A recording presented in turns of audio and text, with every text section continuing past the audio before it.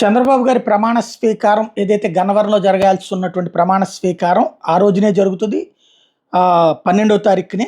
అయితే ఆ రోజున మామూలుగా ముందు చెప్పినటువంటిది ఈ నెల 12 ఉదయం 11:27 అన్నారు. అయితే చంద్రబాబు గారు ప్రమాణ స్వీకార సమయంలో మార్పులు చోటు చేసుకున్నాయి. ఉదయం 9:27 చంద్రబాబు గారు ప్రమాణం చేస్తారని చెప్పి ఏపీ సీఎం ట్వీట్ చేసింది. కృష్ణా జిల్లా గన్నవరం సమీపంలోని కేసరపల్లి ఐటీ పార్క్ దగ్గరనే ఈ వేడుక జరుగుతుంది అన్నటువంటి విషయాన్ని ప్రకటించింది. తద్వారా చంద్రబాబు గారు ఆ రోజున ప్రమాణ స్వీకారంకి ఇంతకుముందు అనుకున్నట్టు నరేంద్ర మోడీ గారు రాబోతున్నారు. అట్లాగే వివిధ కొన్ని రాష్ట్రాల ముఖ్యమంత్రులు రాబోతున్నారు. ఎన్డీఏ భాగస్వామి పక్షాల నాయకులు రాబోతున్నారు.